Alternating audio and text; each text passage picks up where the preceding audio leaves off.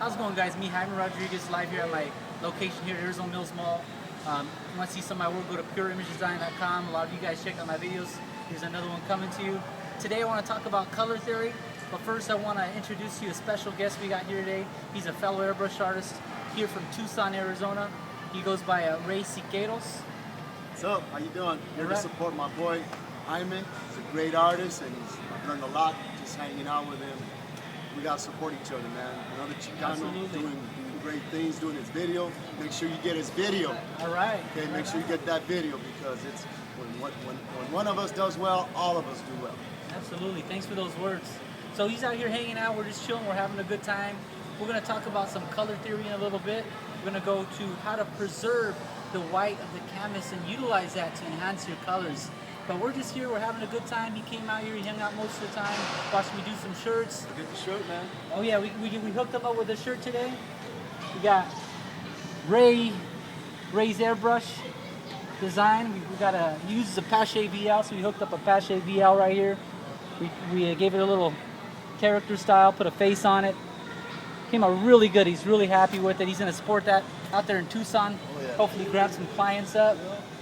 But it came out real nice.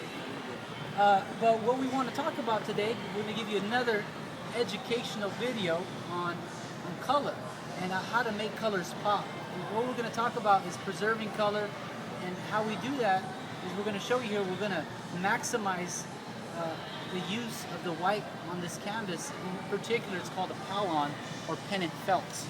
And so how we do that, it's very simple.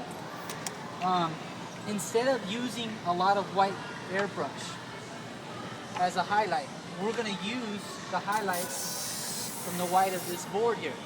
Sometimes we tend to oversaturate, overcolor whatever we're painting on, and we just diminish the natural highlights we could be putting in our piece. So what we're going to do here is do a couple spheres and show you how I preserve the whites of this. That way you can look the brightest and you can have a nice blended fade look. So I'm going to start off here with the freehand circle. And then we're going to come in here and we're going to preserve white on the outsides as well as on the inside. Now the white on the outsides can be from some secondary lighting. That's white coming around the object.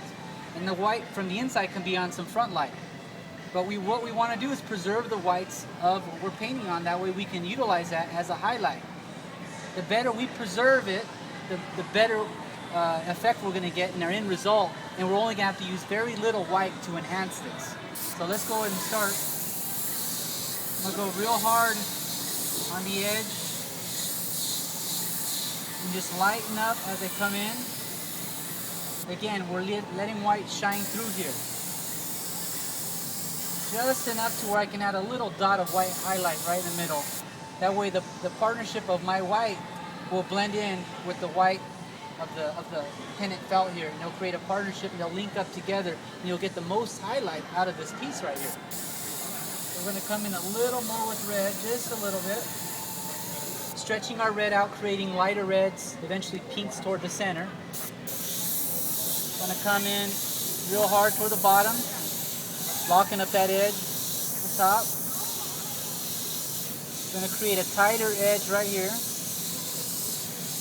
Again, preserving the white highlight.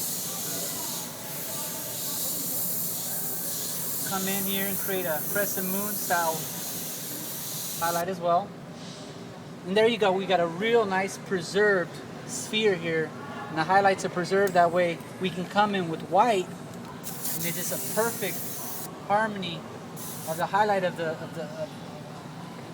our piece here and the white. So all you gotta do is come in with some white right there. Nice and solid, and just fade out a little bit into the white, and bam, got yourself a nice highlight. On the left side, we'll come in real strong.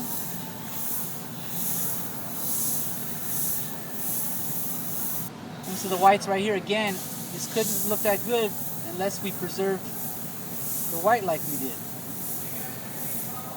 So there you go right here. And bam. You can do a few things right here. You can go further and you can bring other colors into the red. With the secondary lighting, you can change the color on the secondary lighting. And we're going to go ahead and do that right now, just to show you how I do it. So the middle color, we're going to turn that red into more of an orange. since that white is laid down, it's going to be a lot easier to go back over and re-highlight that white dot and make it brighter because there's already a white base there. We're going to come in, some yellow, go over the edge, and preserve the white again of that highlight. And look what you got there, real nice fiery glowing highlight. We can, on the right hand side, we're going to go in with some pink. Come into the highlight, just like so. Then on the left side, we're going to come in with some light blue. All the colors we're using are Spectra colors from Badger Airbrush. We're using Vega 2000. Coming into the... So what's the best way to use color? Just do it? You know what? That's a good question, Ray. A lot of people have a hard time with color, and you know, it's really all about just spraying the color on there and seeing how they interact together. You know, I've got my experience with color over the years of t-shirt airbrushing, and that's just because I'm painting shirts every day, constantly using color all day long. And with that practice, it gives you the understanding of what colors work well together and what not to use. And so just it's more of a practical application as opposed to a book. Oh, absolutely. It's a hands-on thing. A lot of artists tend to be more hands-on than reading. And so if you're a hands-on kind of guy, and you're going to want to definitely get your hands on the airbrush and just spray colors, mix them together, spray rainbows, and see how they interact together. But it happens with a lot of practice and a lot of dedication. But this is pretty much how you do it. You can come back in here, yeah, and you can re-highlight all those areas with your white again. Just like that. And bam, you got some fiery, nice effects here popping right off the canvas. You can come in with some purple and shade the red just to deepen the edges up. Stay away from straight black, right? Yeah, you try to stay away from straight black just so you don't kill your color. If you're real precise with your black, you can get away with it. If you're not very precise, you can easily mud up your color. So try to use like purples to shade your reds or any other, or blues. But if you're, try to stay away from blacks if you're still getting the control. But try to more experiment with color. That way you can get used to color and how it works, and understand how to use color eventually.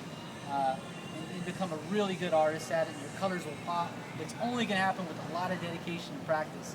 So get that dedication together. There you go. Till next time, guys. I hope you enjoyed this video. Later. You guys have a good one. Man, it's a man right here.